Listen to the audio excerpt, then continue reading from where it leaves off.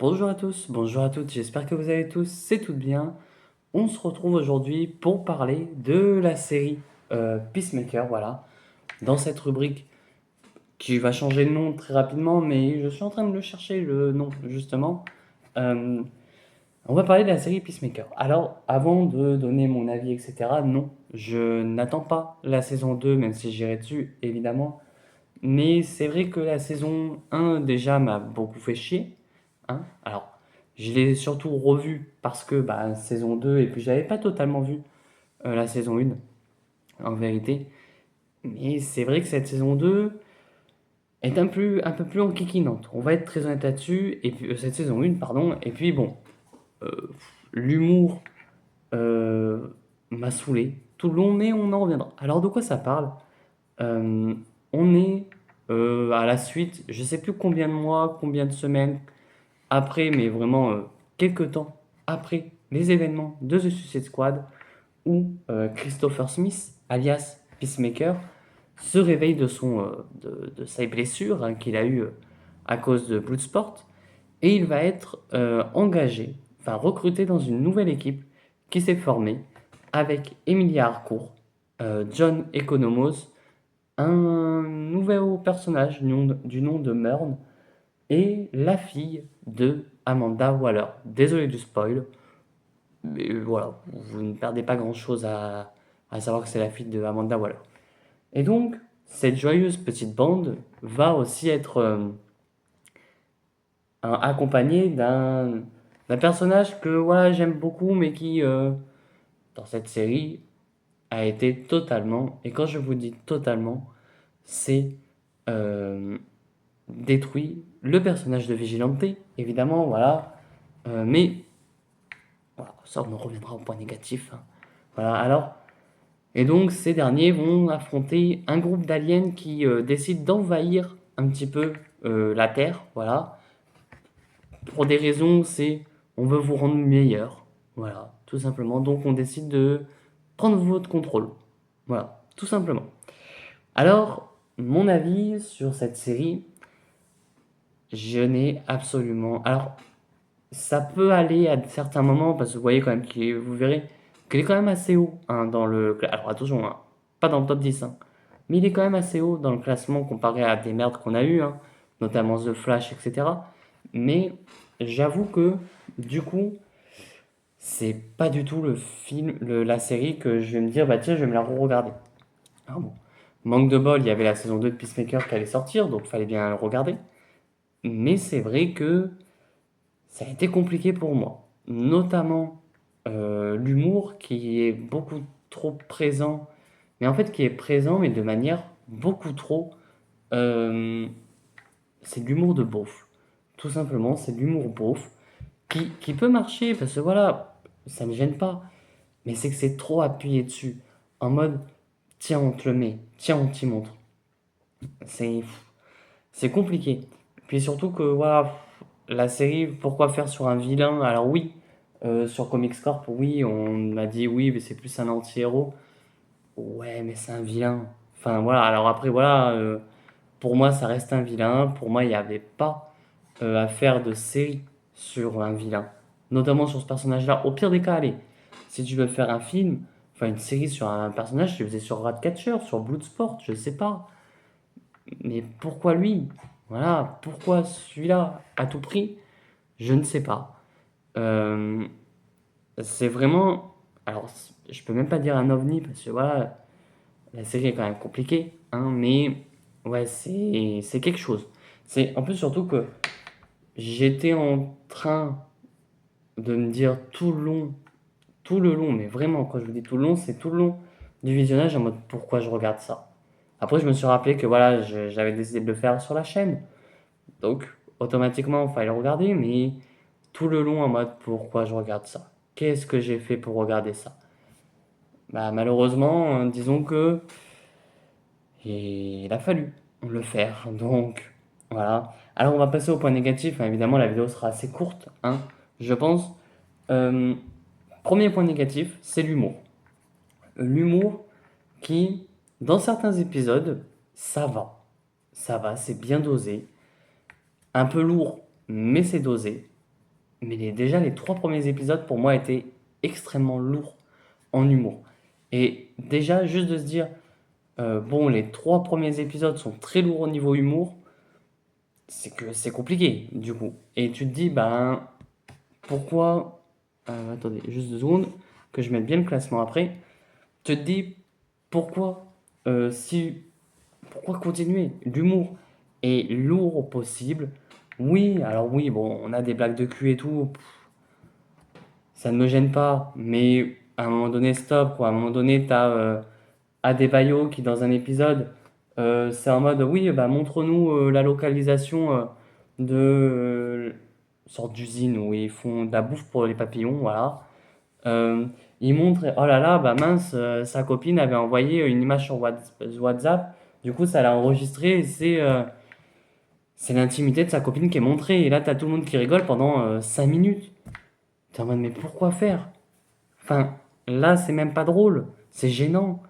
Euh, T'as même à un moment donné, t'as même des discussions, t'as des personnages qui ne servent à rien, notamment Judo Master. Alors oui, je crois qu'il existe, mais il n'a servi à rien, à part avant de se faire tuer, dire non mais les papillons, c'est pas ce que tu crois. En fait, c'est tout le monde est au courant, mais personne en même temps, quoi.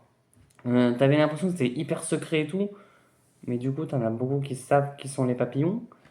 À un moment donné, t'as une discussion entre Adebayo et Emilia Harcourt, mais qui ne rime à rien. Euh, bon, à la limite, on te fait un peu essayer de te montrer, voilà, on te fait une sorte de rédemption de Peacemaker. Ok, mais ça ne mène à rien parce qu'il y a l'humour à côté qui me gêne. Voilà. Bref. Un humour aussi à la fin où on te dit tout le long, oui, non, mais Aquaman, il couche avec des poissons. Ok, tu fais la vanne une fois, même si j'aime pas, voilà, qu'on critique sur ça, que voilà, Aquaman baisse des poissons. Non, pour moi non. Et puis surtout qu'en plus, et c'est ça qui me gêne particulièrement, qui m'a saoulé, c'est qu'à la fin, bon, t'as tout la Justice League, sauf Batman, et c'est qu'à un moment donné, t'as Peacemaker qui lui dit retourne baiser les poissons, bref. Et là, t'as Aquaman qui dit c'est faux, et t'as Barry qui est à côté en mode non mais si c'est vrai. Mais ferme ta putain de gueule, vraiment. Déjà, tu n'as pas à être un Barry Allen, toi, alors dégage, et c'est tout. Enfin bref. Et même, t'as un pic aussi à Green Arrow en mode, je sais même plus le pic, parce que voilà, mais ça me saoule. T'as des pics, t'as des pics sur beaucoup de héros, et c'est chiant à un moment donné. Mais bref, le second point négatif de la série, c'est que on a Vigilante, alias Adrian Chase. Bon, à la limite, qu'on te mette Adrian Chase, ça me gêne pas. Alors moi, comme vous savez, j'aime beaucoup Arrow. C'est vrai que dans Arrow, Vigilante n'est pas du tout le même. Il s'appelle Vincent Sobel, c'est un autre personnage, et Prometheus, du coup, c'est Adrian Chase. Bon, quand j'ai vu Adrian Chase dans la série, je me suis dit, ils vont soit faire un truc en mode, comme la CW en mode Adrian Chase n'est pas Vigilante, ça m'aurait un petit peu gêné, mais pourquoi pas? Parce que, alors, en fait, dans Arrow, ça me gêne moins parce que je ne l'ai pas connu à ce moment-là, dans les comics. Donc, c'est vrai que j'ai moins ce côté-là. Mais, j'aurais été en mode, ouais, bon, c'est une redite, mais bon, pourquoi pas? Surtout qu'il n'avait rien à voir avec le Vigilante des comics ou de Arrow. Donc, t'étais en mode, bon, ils vont nous faire. Je m'étais dit, peut-être qu'ils vont nous faire une sorte d'origin story à Adrian Chase en mode, au tout début, il est un petit peu con, voilà, pour être honnête, il l'est dans cette série, mais que à la fin, ils, ils deviennent ce vigilanté qui est froid, calculateur, qui voilà. Non, non, on te fait pas ça. On te le montre même pas. Enfin, ok, c'est un tueur, un excellent tireur, enfin bref, tout ce que tu veux, mais par contre, zéro sur niveau ben méchant, quoi, niveau caractérisation, ce n'est pas lui. À faire des blagues de cul, à presque une bromance entre Peacemaker et lui, quoi, presque. Mais bon, bref. Il y a quand même des points positifs, hein, on va passer aux points positifs hein, de cette série. Je peux mettre en point positif le scénario. Ok, le scénario peut marcher quand même. Il marche quand même un petit peu ce scénario. On va être très honnête là-dessus. Oui, ce n'est pas le scénario le plus ultime, mais au moins ça a fait mieux que Secret Invasion, hein. On va être très honnête là-dessus.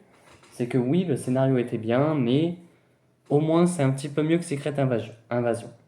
Euh, Ensuite, on est au à Peacemaker. Ok, le petit développement de personnage, il n'y a pas de souci. Il y a les effets spéciaux qui sont bien aussi, à la limite, mais ça casse pas trop pattes à un canard non plus, faut se détendre. Et bah, le développement de un peu tous ces personnages autour qui marchent bien, même si voilà, bon, on apprend un peu sur Murn, voilà, on comprend que c'est un papillon lui aussi. Ok, enfin, il y a vraiment ce côté-là qui est très cool dans cette série, mais qui ne marche pas à cause des blagues. Enfin, t'as toujours les blagues qui viennent coller. Là où Gunn était très fort dans les blagues dans les Gardiens de la Galaxie, bah là, j'ai pas retrouvé la même chose dans Peacemaker. Alors que il y avait vraiment cette même alchimie, tu vois, ce même truc de euh, c'est un groupe qui ne s'entend pas au tout début, mais qui vont s'aimer quoi au bout d'un moment. Ça ne marche pas. Voilà, on va être très honnête là-dessus. Enfin bref, on va passer au classement. Alors j'ai le classement sous les yeux s'il veut bien apparaître, et je pense qu'il ne va pas apparaître, mais dans tous les cas, vous l'avez, ce classement. Ah bah si, c'est bon, il apparaît. Tac, tac, tac. On a, alors je vais faire rapidement hein, le classement. On a la Zack Snyder Justice League en premier, ensuite The Suicide Squad, Man of Steel, BVS, même si je pense qu'il va descendre à un moment donné, Superman Returns, Blue Beetle, Wonder Woman, Aquaman, Batman Begins, Batman Rises, le Joker, Batman The Dark Knight en 12e position, Superman 1 en 13e position, Lois et Clark en 14e, Batman 89 en 15e place, Green Lantern, Aquaman The Lost Kingdom, Shazam, Black Adam, Justice League de Whedon en 20e position, Superman 2 en 21e, Suicide Squad, Swamp Thing, Batman Returns, Shazam Fury of the God, The Batman, Wonder Woman saison 1 en 28e position, Swamp Thing Returns, Catwoman, Supergirl, Bird of Prey, Batman Forever, Batman et Robin, Superman 4, Superman 3, Steel qui a été fait récemment et The Flash. Alors, honnêtement, euh, Peacemaker, je le mets en 21e position. Parce que je préfère quand même le voir à certaines choses qui sont avant. Donc ça reste quand même en 21e position. Oui, il n'est pas haut dans le classement. Oui, peut-être qu'il est même trop, mais j'avoue que par rapport à d'autres trucs, je préfère regarder Peacemaker que regarder Bird of Prey, que regarder Superman 2.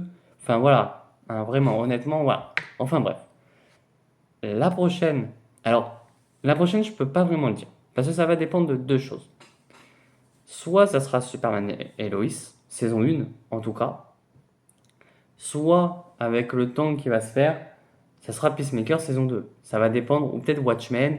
Voilà, on ne sait pas trop. Je verrai bien. Mais bon, on verra ce que ça va donner, on verra ce que ça sera. Sur ce, normalement, ça serait Superman et Lois. Mais voilà, je préfère ne pas dire que ça sera ça. On sait jamais. Sur ce, n'hésitez pas à vous abonner, à liker la vidéo et à partager. Et moi, je vous dis à très bientôt, à très vite pour de prochaines vidéos. Allez, ciao tout le monde.